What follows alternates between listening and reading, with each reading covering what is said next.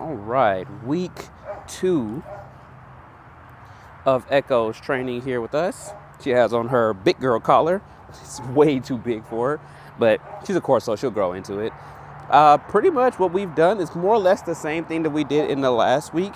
It's just now I'm starting to hold her more responsible for what she's doing, right? So for the most part, I kind of just showed her, hey, this is what we're doing. This is how you work. This is how you feed yourself.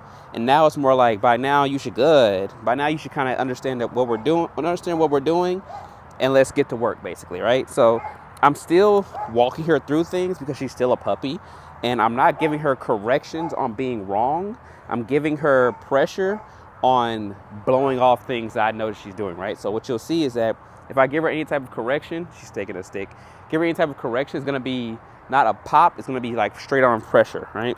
So with her, she's a pretty nervy dog, and most Corsos are. So the main thing is like, yes, training is cool and all, and her understanding commands and learning that type of stuff, that's all good. But what I really want is for her to become confident within herself and to experience a lot of new things. That's why she's sat through an 8-hour CPR course, because there was people there. We were in a kind of like a loudish building, so like a lot of things were going on that probably don't normally go on in the house. And then we've also taken her dock diving, right? So we pretty much put her in the pool, let her swim. She did fantastic in the pool swimming, but it's this new experience to get her to build confidence and make sure that she always gets that win, right? Because in the CPR course, nothing was going to harm her.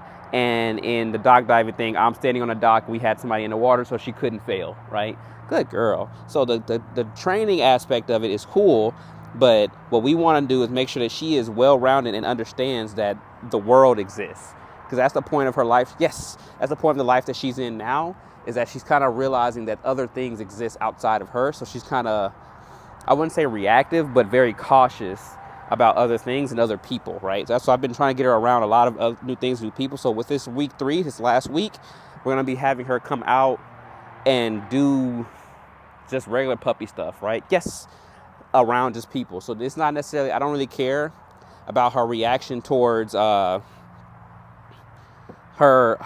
behaviors, right? So I don't really care about her doing a sit, a down, a loose leash walk, any of that type of stuff when we're out in public.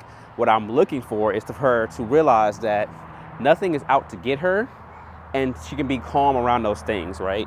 That exposure is what she really, really needs now before she gets bigger and she starts to hit puberty and things like that, because then we'll have to deal with a much bigger dog that's unsure and insecure about themselves and not confident about being out in the real world, right? So we're really just building confidence in the puppy. Ain't that right, Echo? Right? But what we do on a normal basis is, when we're not having her out, is this, we train, right? So we'll go over the same things again. Place. So now I want to give more of a verbal than giving that pressure or that lure, right? So I'll give her the verbal first to see if she'll do it just on a verbal command, and then I'll reprimand her or reward her for not holding it, right? So see, she almost stepped off. I lifted my hand up. So this is what I'm talking about right here. There's a noise. There's a guy mowing his lawn next door, and she's unsure about it, right? This is what I mean by we have to get her exposed to a lot of new things, because we don't want her to act like this when she's 3 years old, probably pushing almost 100 plus pounds, right? Yes. So all we do to remedy that is just to get her in front of it. She's going to react. She's going to act out, but it's better for her to work through it now than work through it when she feels like she has to defend herself, right? Yes. Had a girl. Echo, place. So no pressure. Good. We're trying to go strictly verbal. And then what we do when we start to get things verbal is we start to work on our distance, our duration, and our distractions, right? So we have a distraction going already. That's the guy mowing his lawn. We start to add a little distance. So I start to push it back a little bit, right? Come back in. Good girl. And reward her a little bit. I'm not giving her a full piece so her to get a lick. Distance again. So distraction, distance, and duration. Now I'm giving it a few seconds. Walk back in. Yes. Reward her off. So notice that whenever I say off, I'm going to be rewarding her coming off of whatever she's doing to let her know that she's clocked out of work, right? So watch me do it again. Place.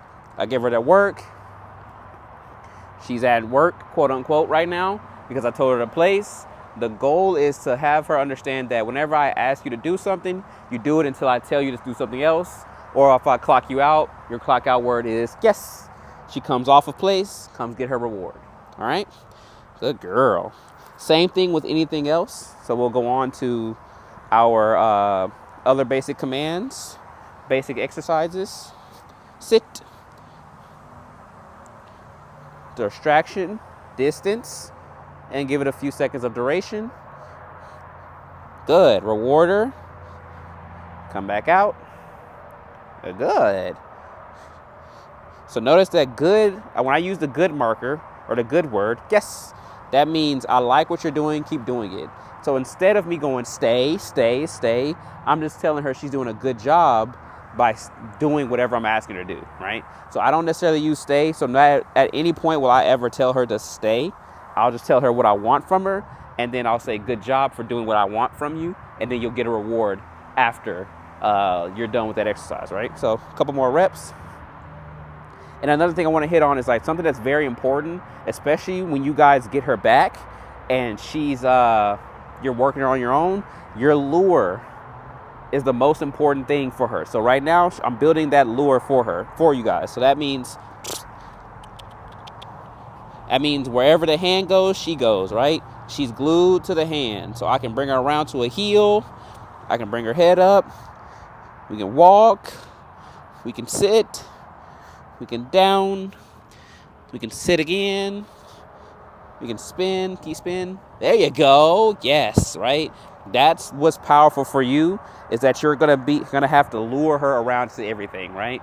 So the lure pretty much guides her into doing what you want her to do. Sit. And then you pair it with the verbal, right? So when it comes to doing that though, you always want to say your verbal before your physical, because dogs are visual learners before they can learn through hearing, right? So you want to make sure that you want to pair the hearing first and then add the physical, right? Because she understands that this, following the lure, right, means sit. Same way that this, down, means to go down. But if I go down at the same time, she's only going to pick up the fact that my hand goes down. And that's going to be the cue. Yes. Nope. Got to take it. There you go.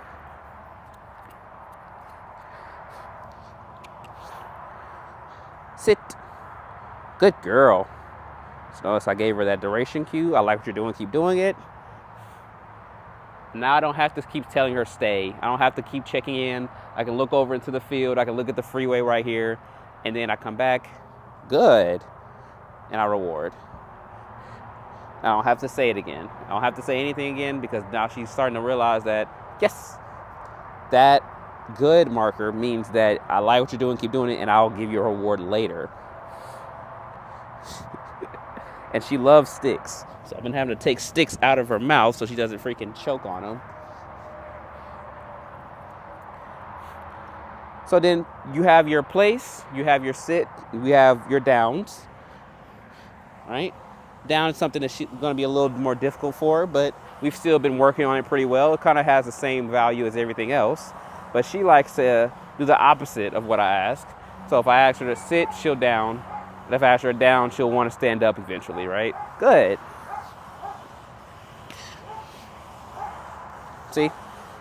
So what I'll do now is, this is what I mean by reprimanding her for what I didn't ask her. So all I'm doing is stepping on the slip leash and giving her a little pressure down. She does it. I take that pressure off immediately, right? It's very important that when you put pressure on your dog, on her, that you take that pressure off as soon as you get what you want.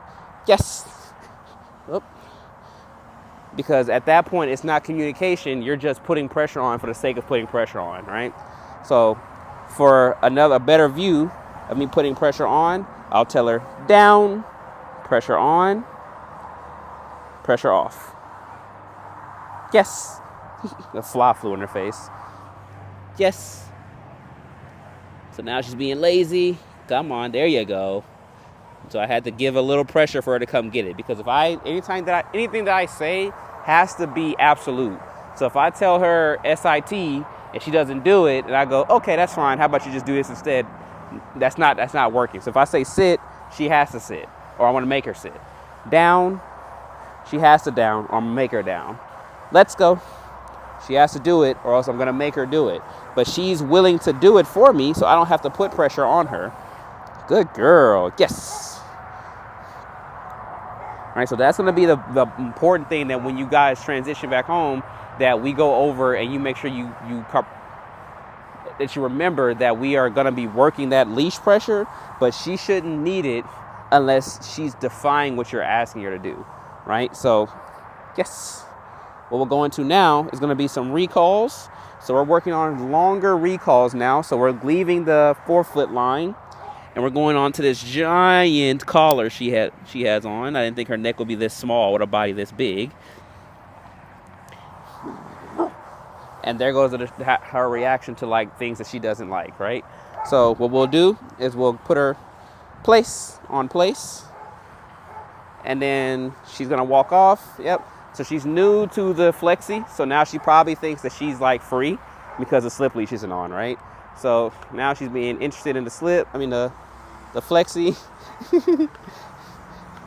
There we go. She's probably gonna walk off again. Yep.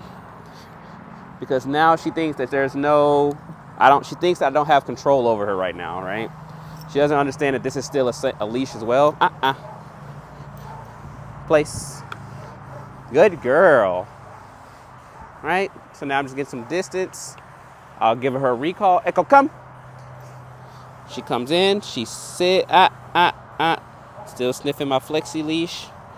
Pressure on. Sit. Good. Pressure off. Echo, come. Yes. So notice I said it again, even though she was with me. Place. And that's because she didn't finish. So what I want in my recalls is that she walks all the way to me, close enough for me to be able to touch her collar, and she sits down in front of me, right? So grab her attention. Good girl. Bring her back. So she, again, thinks that I don't have any control over her because she doesn't see that the slip leash is on. Good girl. So this is good because you're starting to see like how it looks when she's actually learning. Echo, come. Good. So notice I'm not putting any pressure on her, simply because A, I kind of can't, because at least she's going to slip off of her. And B, she knows what I'm asking her. She's just being curious of what I just clipped onto her, because we haven't done any flexi work yet, right? So I'm introducing her to new equipment.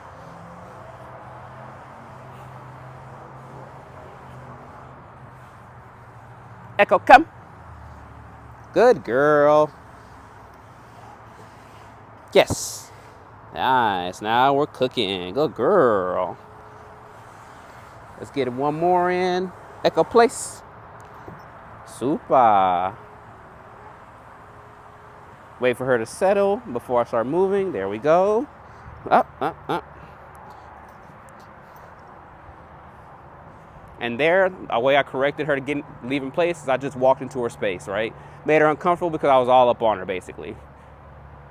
Give it some duration.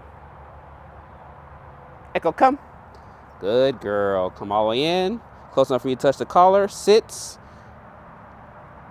Yes. Gives me that eye contact, that engagement. I mark it with a YES and reward. And the thing about it is that she's still very young, so we still keep these sessions very short. We don't want her to burn out on these, burn out on training, and she doesn't want to do it, right? So we keep them pretty short. So we'll probably come out and do this again this evening. But for the most part, while she's here, we're just going to be working on just prey drive things and just having her play, right? Having her play in an environment like this and being around my other dogs is going to build her confidence, because nothing is happening to her. She's in a safe space. So that's what is going to build her confidence, is that she's able to examine things and experience new things, and she's always safe. That's how we create a confident puppy. Good girl. Thank you. That's how we create a confident puppy. But that's it for the update video. Make sure that if you have any questions, please message me, let me know what you have questions about, and then you can also take a good look at her. She's a beautiful dog. She's gotten a little taller, I feel like, since you guys dropped her off. But that's it for her.